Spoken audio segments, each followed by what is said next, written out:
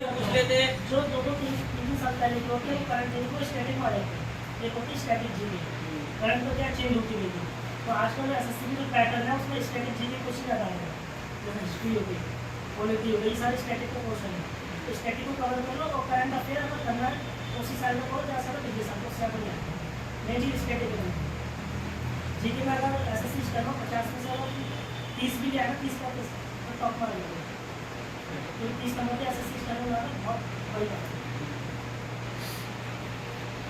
English में अपने 100 में से 80 या 90 आराम से आ सकते हैं, आराम से और इसमें अगर लोग ले जाते हैं 50 में 45 40 और जीके में जो 30 से 40 में गया तो टॉप करने को आ सकते हैं। मतलब ये व्हाट्सएप है, फेसबुक है, इंस्टाग्राम, इसे अनइंस्टॉल कर दो एकदम। और साथ ही विवाह बिल्कुल भूल जाओ, दोस्त की शादी के, चाचा की शादी, किसी की मतलब रिश्तेदार की शादी, एकदम पढ़ाई में लग जाओ पूरी तरह से। इन चीज़ों में बहुत समय बर्बाद होता है।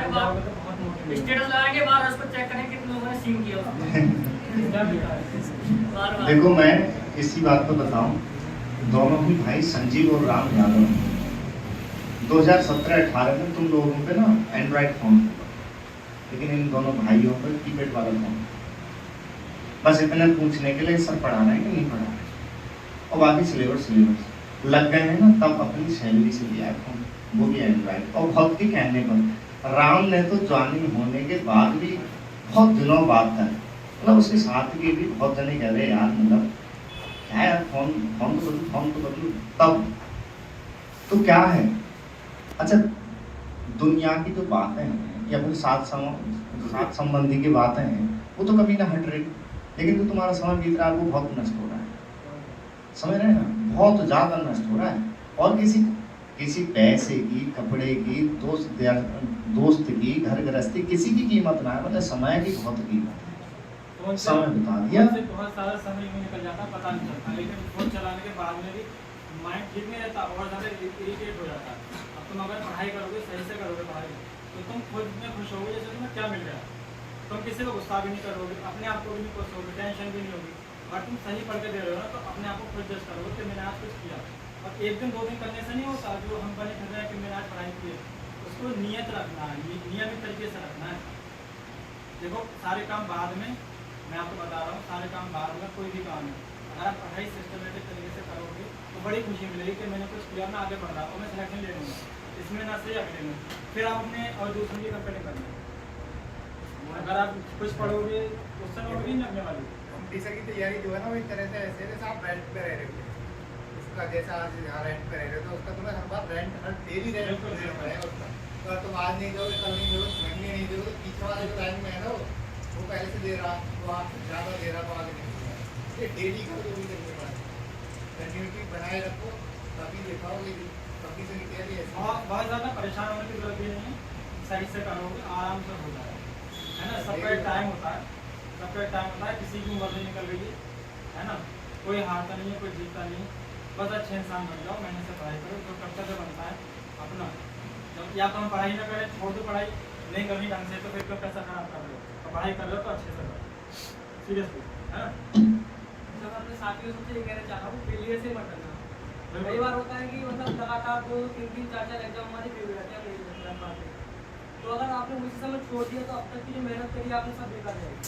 और हमारे दुश्मन चाहते भी तो यही है कि हम छोड़े बैठ जाए, हम क्या उनको मौका दें। हमको किनारे पर मतलब किनारे पे कभी ज़्यादा नंबर तो कई एग्जाम में फेल हुए हैं, तो ये नहीं कि तैयारी छोड़ दी, अगर तैयारी छोड़ दी अब तक की सारी मेहनत, सारी जो भी आपने मेहनत करी सब बेकार है।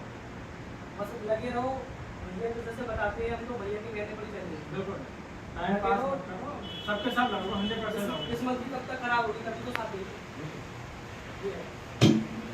एक बार वो भी जो सीनियर बच्चे हैं जो कि बहुत ही मेहनती और किसी कारण से रह गए, एक बार उनका भी जोरदार ताली के साथ स्वागत करते हैं, उनका भी हौसला बढ़ेगा और अपनी तैयारी करते हैं, ठीक है। तो ललित ध्यान से अपनी तैयारी में जुटेंगे, ये नहीं कि असफलताएं हाथ लगेंगी तो बैठ गए, ये बिल्कुल आती रहती हैं दिक्कतें, ठीक है। ये सब माहिर कैंडिडेट हैं, अभ्यर्थी हैं, ये एपीएससी निकालेंगे सर। मैं बता नहीं रहा हूँ, ये रहे कभी असम जी रहे, ललित जी रहे, ये सब एपीएससी निकालेंगे।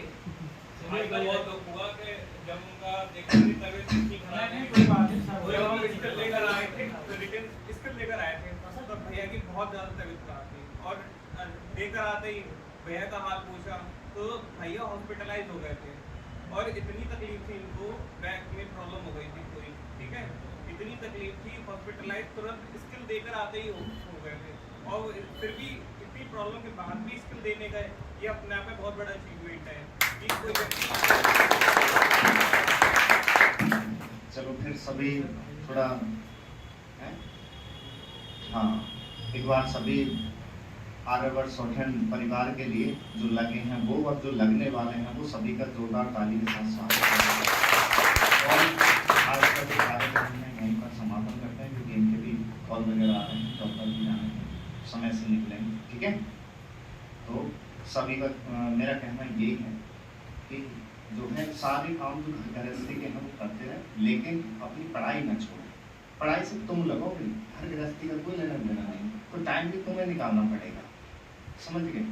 और साथ देने वाले ना थोड़ी बहुत देंगे, लेकिन साथ कुछ दिन देंगे फिर उसके बाद हमें जाते हैं, ये बात हमेशा ध्यान रखना। तो अपनी तैयारी के लिए, अपने भविष्य के लिए खुद सचेत रहना पड़ेगा, कोई साथ नहीं होता है। जो हेल्प कर रहे हैं वो हमेशा के लिए आपको बहुत बढ़िया, लेकिन अगर आप लोग दूसरों पर निर्भर होने लग जाओगे, नहीं वो नहीं कर रहा तो वो नहीं, वो नहीं कर रहा तो वो नहीं, तो वो बहुत पछताओगे इस चीज़ में, ठीक है। तो आज यही कार्यक्रम समापन करते हैं, ठीक है। तो एक बार जोर से नारा लगाएंगे, भारत माता की जय, भारत माता की जय।